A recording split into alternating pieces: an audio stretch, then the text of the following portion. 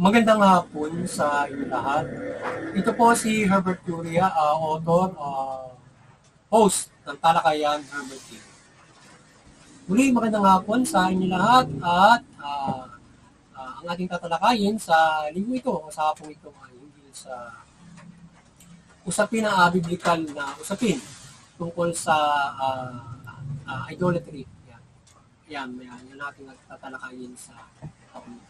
At ito ay usapan ng ating mga religious sector, lipunan Pilipino, at mga mananampalataya. Ang talakay ng mga mananampalataya, mga religious sector, at iba't ibang mga kagaya ng alba, interpret din, hingay doon sa sinasabi natin ng mga idolatry or yung sinasabi na mayroong sumasamba sa mga image, mga ganun, mga statue. So ngayon ay sa ating bilang ding isang Bible pag naging ebanghelyo o evangelist o nag-share ng salita ng ating Panginoon Diyos ay yung ating pananaw bilang naglilingkod sa ating Panginoon Diyos, tayo ay naniniwala, tayo sumusunod sa ating Panginoon Diyos na yung tayo dapat ay yung iwasan natin yung idolatry sapagkat yung Panginoon Diyos ay panibubuin. So ayaw niya na tayo sasamba at gagawin po yung mga statue o yung mga statua na kawangis ng tao, kawangis ng nasa langit o nasa lupa, yan, mga ganon. So ayaw ng ating manala Panginoon Diyos yan. So ngayon ay ayaw man ng ating manala Panginoon Diyos yan, pero siya ay may doon sa isang dambana o kung paano kinakausap mo na nagpagawa siya ng cherubim doon. So ibig sabihin hindi nangangahulugan noon ay yun ay image pag hindi bagaman yun ay upang ipakita na ito'y binabantayan ng mga cherubim, yung dalawang cherubim sa isang yung ay altar darasalan noon ng mga Panginoon. So ngayon ay hindi nangangahulugan na mayroon tayong mga statue.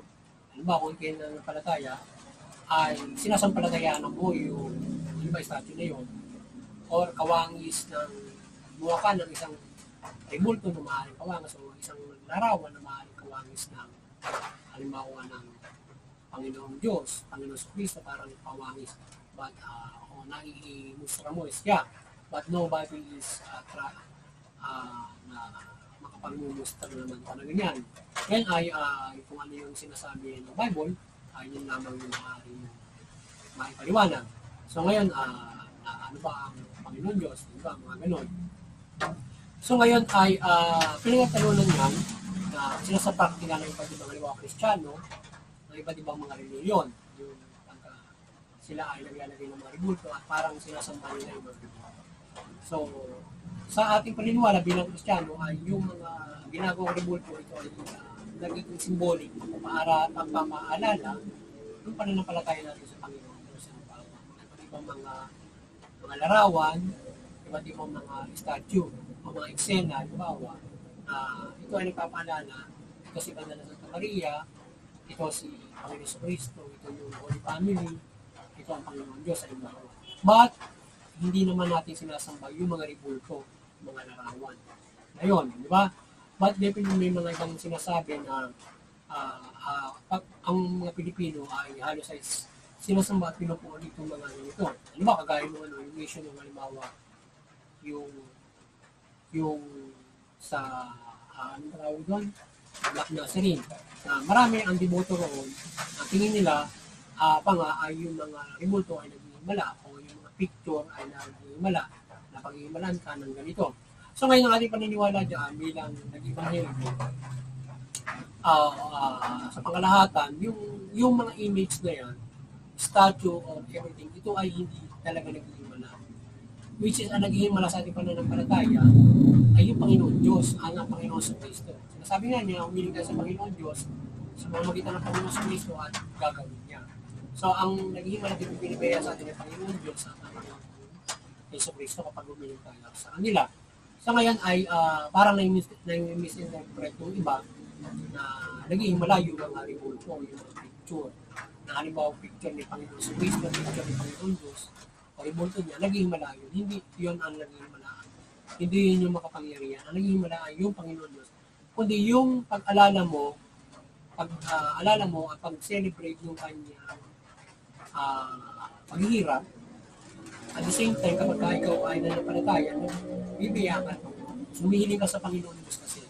So, ang hinihiling mo dapat yung Panginoon Diyos, di ba? Hindi naman yung rebulto. So, humihiling ka sa Panginoon Diyos, sa Panginoon sa Kristo, ganun yung pananampalataya, pagkakadob niya yung ating mga pangyayari.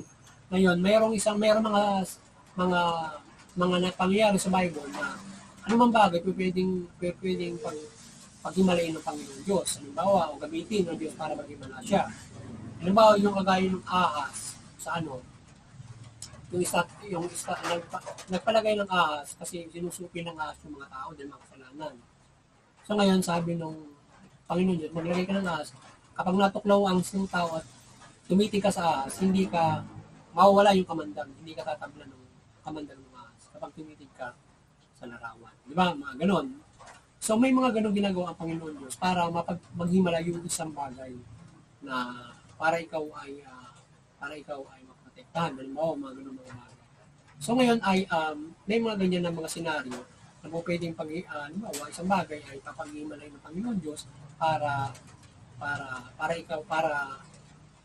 gagawin ng Diyos para ikaw ay maprotektahan.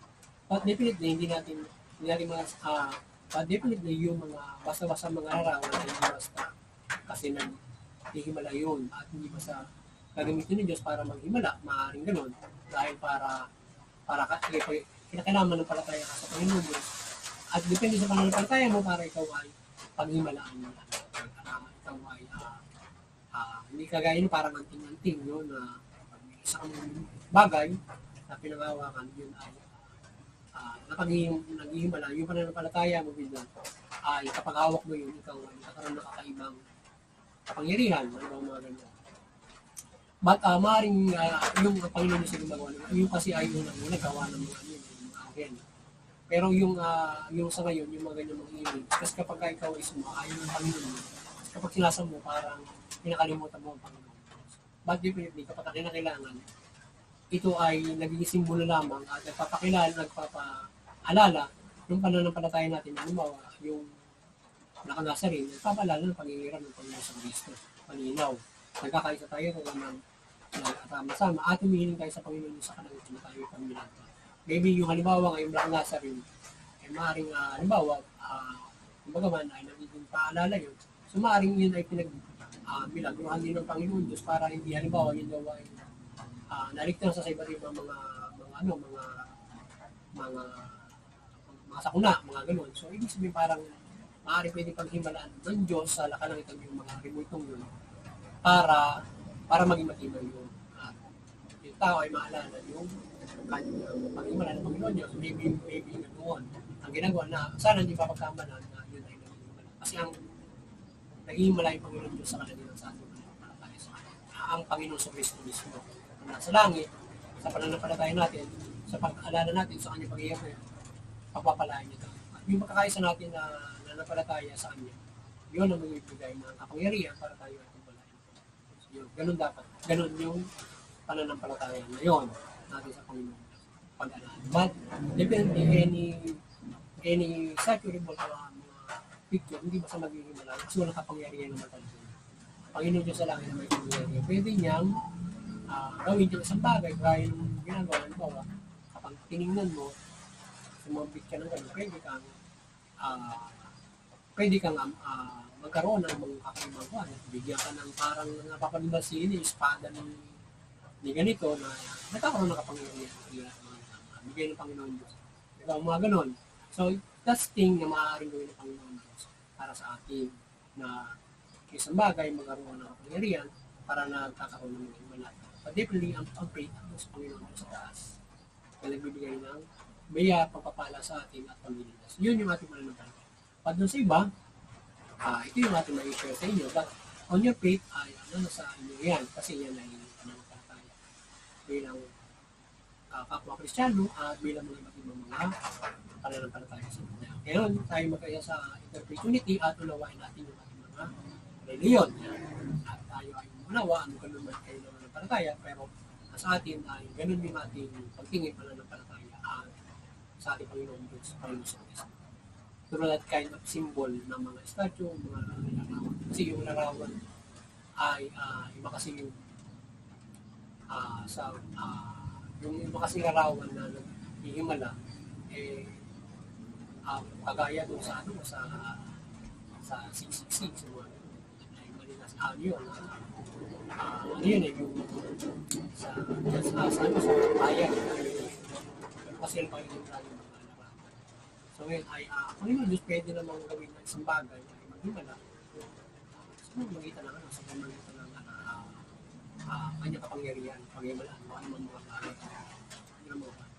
Ngayon, kung halimbawa, kung yung halimbawa isang revolto, hindi niya pinabayaan ng mga masira, kung pa kaya tao, diba?